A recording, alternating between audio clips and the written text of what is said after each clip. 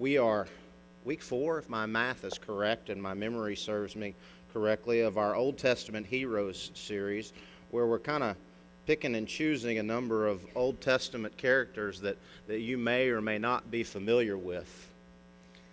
And we've talked about Abraham, and we talked about Moses. Who did we talk about last week? Does anybody remember? My chemo brain doesn't always remember what it should. I'll probably remember at the end of the service and throw it in there. Who? Joshua. Thank you very much. I've slept since then. Questions for you this morning, though. Have you ever felt out of place, either over a long extended period of time or just in a room of people you don't know? Have you ever felt overlooked or unworthy, perhaps underdressed, or beneath the crowd? Have you ever felt like something was just wrong with you? You know, like you're broken. You're just a broken individual. You ever ask yourself, what's wrong with me? Or when is my ship finally going to come in? When the heck am I going to catch a break? Because I just can't seem to get ahead. Or maybe, just maybe, you would like to finally blend in and go unnoticed and not stand out as different than everybody else around you. See, that kind of describes Mophibosheth's life. I heard this story about Mophibosheth, 6 or 8 years ago, and I was completely unaware of his story because I hadn't dug into the Old Testament book of Samuel that deep, and it really impacted me. And so I wanted to share that. See, we know from reading in 2 Samuel in chapter 4, we know, as Susan explained to the kids, that Mephibosheth was dropped by his nurse as they were fleeing for their lives, and it broke both of his legs, and he was crippled from that point forward. And the story that Steve read for us today takes place perhaps 15, 20, 25 years later. Mephibosheth, the son of a prince, he's lived his entire life, possibly with his mother's family, as being lame. We would assume he was cared for, but we know that in Old Testament times, if you were lame and couldn't work, you were considered useless. You were perhaps an outcast. What he may not have realized, that as the son of a prince, he was actually the rightful heir to the throne of Israel. Now, it was customary whenever a king in those days in an ancient land would assume power, control of a kingdom, it was customary for that king to eliminate or exile all of the previous claims to the crown, because they didn't want the previous royal family coming in and saying, well, this is our crown, and they wanted to prevent any faction that may have a coup rise up and want to assume power before this new king got too powerful. Mephibosheth had managed to live his life under the radar since David had assumed power. After the death of King Saul, who was Israel's first king, and his son Jonathan was killed in battle with him, King David was finally put into the position of power that he was anointed to as a child. And Israel flourished under King David, and the upper and lower kingdoms were united.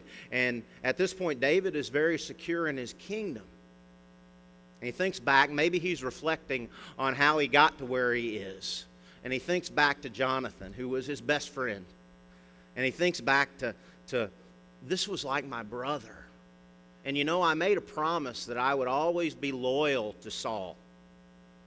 And I would always take care and honor Jonathan's family. And so David sends word, track down anyone who is from the house of Jonathan. I want to show them kindness. As luck would have it, one of Saul's former servants says, there's one. He's crippled and lame and not of much use, but I know where he is. And so David sends soldiers to bring Mephibosheth to him. Can you imagine what was going through his mind? What does the king want with me?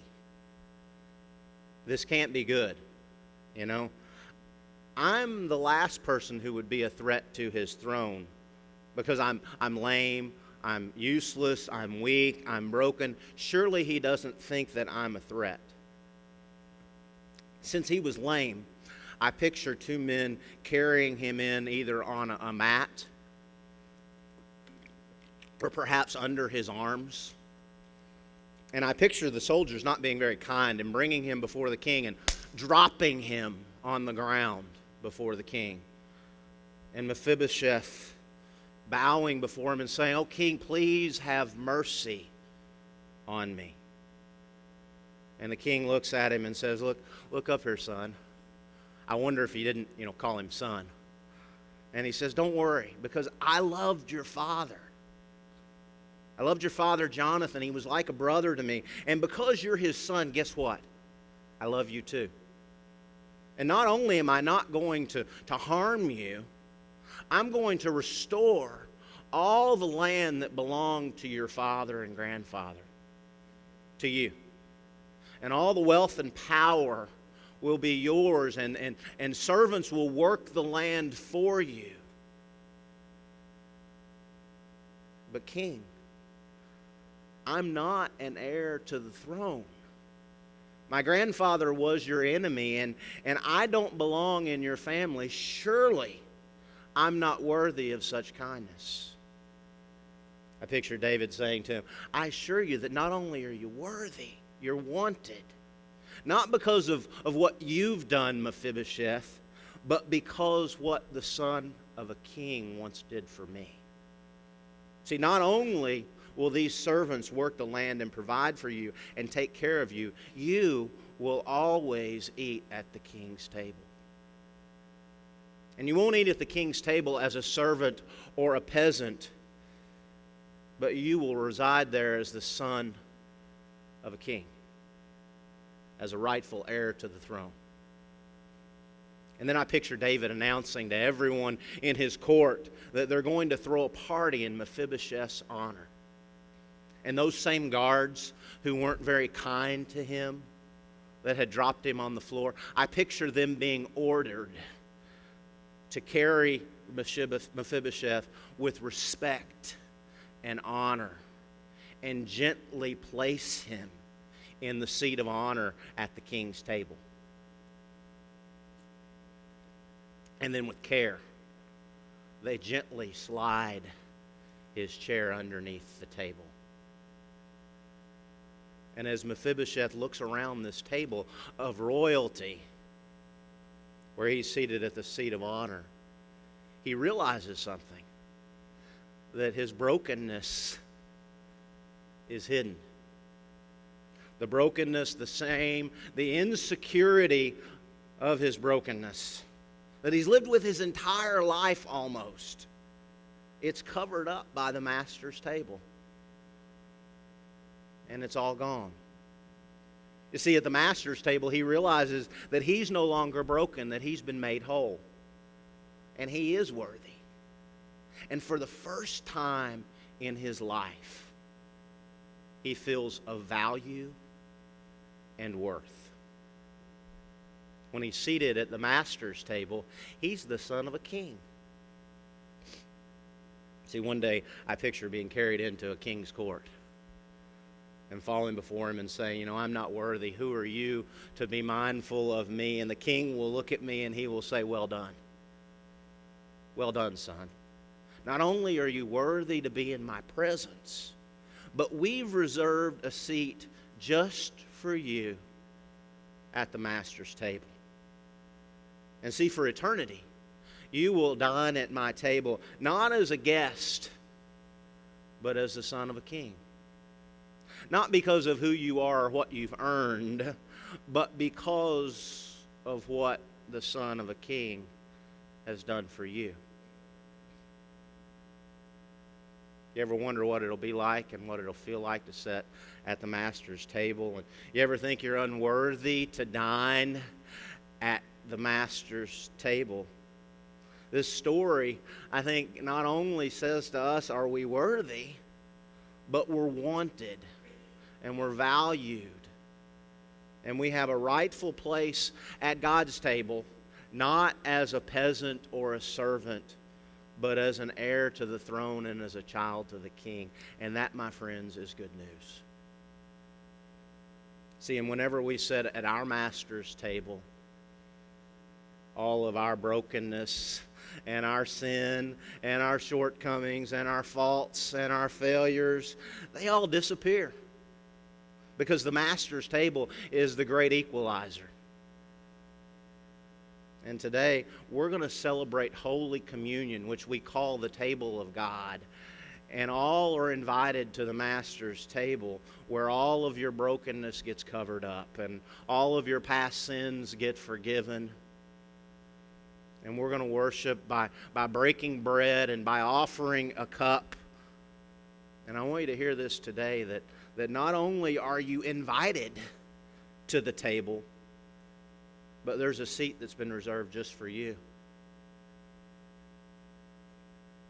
In the United Methodist Church, you don't need to be a member of this church or any church to be welcome at God's table. Scripture says that you need to seek to live in peace and harmony with your neighbor, and that you desire to begin a personal relationship with God. And if you never started that relationship and you say, I've always been outside of the King's court, I would encourage you to leave all your junk at the Master's table, where He covers up all your brokenness.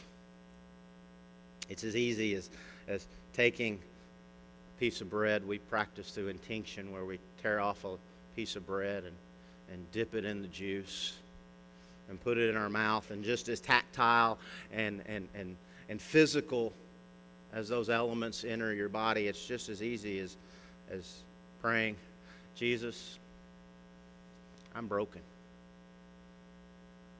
Enter my heart and remove all my sin and all my shame and junk, because I want to claim my seat that's already been reserved for me at your table.